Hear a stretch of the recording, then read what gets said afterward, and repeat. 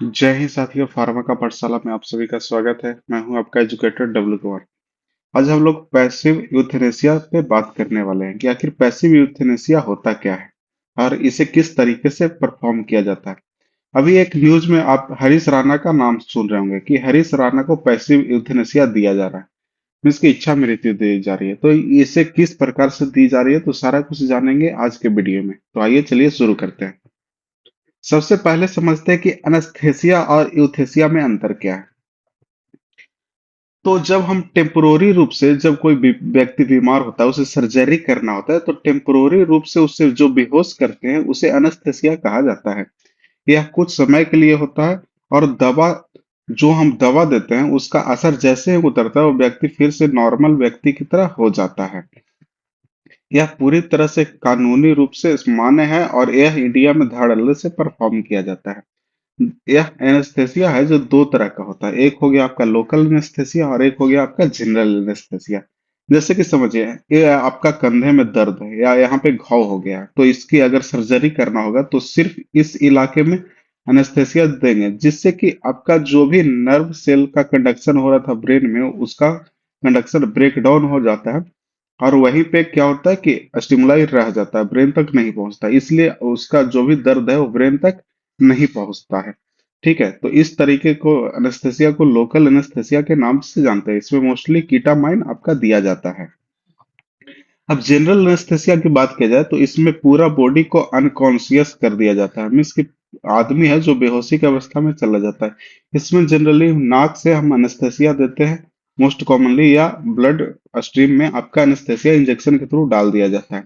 इसमें कि पूरा व्यक्ति बेहोश हो जाता है और जो भी सर्जरी परफॉर्म करना होता है करता है, और फिर जब उस एनेस्थेसिया का असर खत्म होता है तो व्यक्ति है जो नॉर्मल कंडीशन में आ जाता है। तो इसे जनरल एनेस्थेसिया कहते हैं। अब बात करते हैं यूथेनेसिया की। यूथेनेसिया आखिर क्या होता है, तो समझिए, यूथेनेसिया एक तरह का परमानेंट टाइप का कंडीशन है। इसमें होता है कि व्यक्ति की मौत हो जाती है, और किस तरीके से मौत होती है, तो ह्यूमैनिटेरियन डेथ, मीन्स की डेथ विदाउट पेन होगा।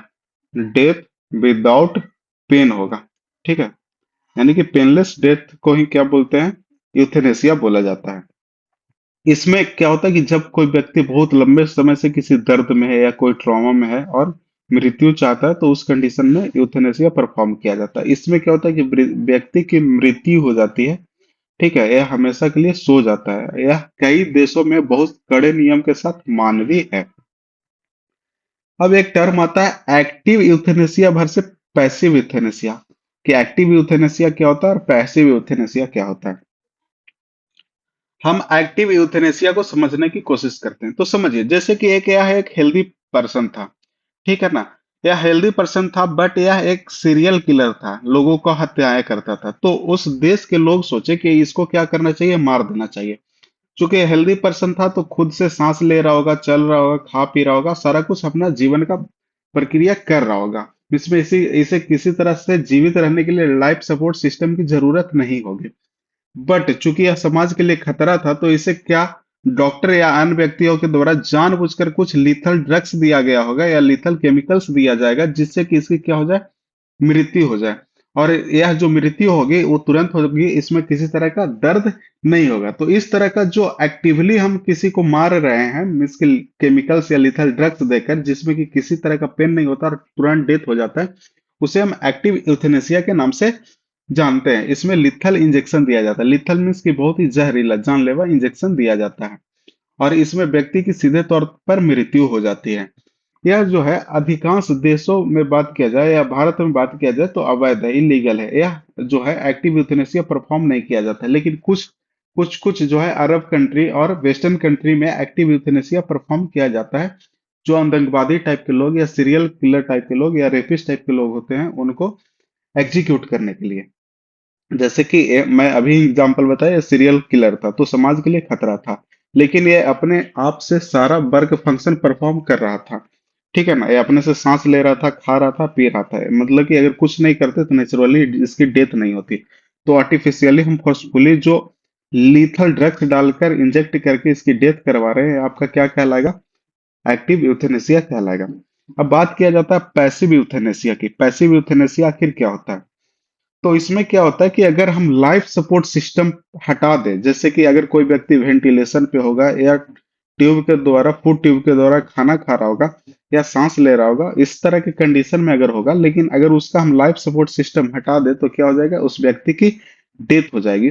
तो इस कंडीशन को पैसिव यूथेनेसिया के नाम से दिया जाता है। जैसे कि समझिए, इसमें वेंटिलेशन हटाना, फीडिंग ट्यूब निकालना, या जो भी जीवन रक्षक दवाएं हैं, इसेंशियल दवाएं हैं, अगर उसको देना बंद कर देते हैं तो क्या होता है, प्राकृतिक रूप से मर जाता है। मीन्स कि कृत्रिम रूप से हम आर्टिफिशियली उसको तरह तरह के चीजें लगा करके हम उसको जीवित रखे थे।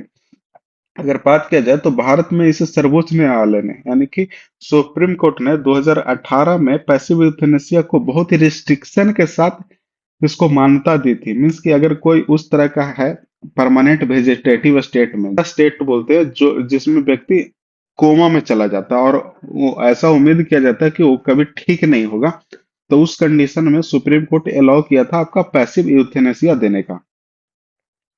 जैसे कि इस व्यक्ति को समझते हैं, इसे हम लोग जीवन रक्षक दवाएं दे रहे हैं, लेकिन जैसे ही हम इसको हटा देंगे क्या होगा, इसकी डेथ हो जाएगी। तो आर्टिफिशियली हम जबरदस्ती इसको जिंदा रखे थे, ठीक है, लेकिन हटा देते हैं तो नेचुरली डेथ हो जाती है। तो इस कंडीशन को क्या कहेंगे, पैसिव यूथेनेसिया। या फिर इसमें देख रहे हैं कि ये इसको ऑक्सीजन दिया जा रहा है, वेंटिलेशन पे है, और जैसे ही ऑक्सीजन वगैरह को रिमूव किया जाएगा नेचुरली इसकी डेथ हो जाएगी, क्योंकि यह आर्टिफिशियली ये सारे सपोर्ट सिस्टम के कारण जिंदा था। अब हम लोग हरीश राणा का केस समझने की कोशिश करते हैं कि आखिर इन्हें पैसिव यूथेनेसिया क्यों दिया जा रहा है। तो सबसे पहले समझते हैं कि हरीश राणा कौन थे। तो ये हरीश राणा एक बीटेक के स्टूडेंट थे, जो कि बहुत ही होनहार स्टूडेंट थे, और करीब 19 साल के एज में अपने कॉलेज के फोर्थ मंजिल से एक गिर गए थे। फोर्थ मंजिल से गिरने के कारण इनके ब्रेन में चोट लग गया था। ब्रेन में चोट लगने के कारण ये परमानेंट वेजिटेटिव स्टेट में चले गए थे। ऐसा समझिए कि ये कोमा में चले गए थे, ठीक है। तो इस कंडीशन में ये करीब 13 साल से इसी कंडीशन में थे, ठीक है। तो इससे कंडीशन से निकलने के लिए डॉक्टरों ने बहुत कोशिश किया, बहुत प्रयास किया, लेकिन अभी तक वो उस कंडीशन से बाहर नहीं आ पा रहे थे, ठीक है। तो इनके माता पिता को लगने लगा कि ये बहुत ज्यादा पेन में है, और चूंकि इतना दिन से परमानेंट वेजिटेटिव स्टेट में थे तो पेन में थे भी। उस कंडीशन में क्या किया गया कि सिर्फ ये अपने आप से सिर्फ ऑक्सीजन ले रहे थे, न खा रहे थे। इनके पेट में, नाभि में भोजन का नली दिया गया था, पानी पीने के लिए पीएजी ट्यूब दिया गया था, ताकि वो ढंग से जीवित रह सके। लेकिन करीब 13 साल के बाद भी इनके स्वास्थ्य में कोई सुधार नहीं दिखा, और ये अभी तक भी परमानेंट वेजिटेटिव स्टेट में ही रहे। इस कंडीशन में क्या किया गया, इनके माता पिता के द्वारा सुप्रीम कोर्ट में अर्जी दी गई कि इनको क्या करिए, कि आप इनको पैसिव यूथेनेसिया दे दीजिए, और जो भी ऑर्गन्स हैं इनको क्या करिए, दूसरे लोगों में ट्रांसप्लांट कर दीजिए, ताकि इनके ऑर्गन का सदुपयोग हो सके और दूसरे लोग का जीवन बचाया जा सके। तो इसके लिए सुप्रीम कोर्ट अलाउ भी कर दी। इसके लिए सबसे पहले क्या किया गया कि आपका सुप्रीम कोर्ट बोले कि ये सारा फंक्शन है जो एम्स में परफॉर्म होगा। इसके लिए सबसे पहले मेडिकल बोर्ड कमेटी की गठन की गई, और यह जांच करेगा कि हरीश की ठीक होने की चांसेस है कि नहीं। मीन्स की बकाई कोई संभावना है, अगर चांसेस रहेगी तो यूथेनेसिया परफॉर्म नहीं किया जाएगा। लेकिन वो देखने के बाद पता चला कि ऐसा कुछ भी नहीं है। तो इसके बाद क्या किया जाएगा कि अब धीरे धीरे उनके फीडिंग ट्यूब को हटाया जाएगा, ताकि उनको खाना वगैरह मिलना बंद हो। उसके बाद पानी वाली नली को भी हटा दिया गया है, ताकि वो नेचुरली आपका हंगर स्टेट में चले जाएं, और उसके बाद क्या हो कि बॉडी धीरे धीरे काम करना बंद कर जाए और उनको डेथ हो जाए। लेकिन ब्रेन में किसी तरह का हलचल ना हो, मीन्स कि उनको स्ट्रेस ना हो, उसके लिए स्ट्रेस रिलीजिंग ड्रग्स भी दिया जा रहा है, ताकि उनका ब्रेन है जो कूल रहे, काम रहे। और जब जस्ट मृत्यु होने वाली रहेगी उसके पहले क्या किया जाएगा कि उनका जो भी अंग वगैरह होगा वो निकाल लिया जाएगा, ताकि अन्य व्यक्तियों में ट्रांसप्लांट कर दिया जाए। वो मरते मरते एक तरह से ह्यूमैनिटेरियन का काम आएंगे। इस तरीके से आपका फीडिंग ट्यूब वगैरह है जो निकाल दिया जाएगा, और उनकी क्या हो जाएगी, फिर पैसिव यूथेनेसिया से डेथ हो जाएगी। यह भारत में पैसिव यूथेनेसिया का पहला मामला है, और बहुत ही रेयर मामला है जिसमें कि किसी को पैसिव यूथेनेसिया के थ्रू डेथ दिया जा रहा है। अगर हमारा वीडियो अच्छा लग रहा है तो हमारे वीडियो को लाइक करिए, शेयर करिए, हमारे चैनल को सब्सक्राइब करिए, और ऐसे ही हमारा वीडियोस देखते रहिए। आपका बहुत बहुत धन्यवाद। Thank you.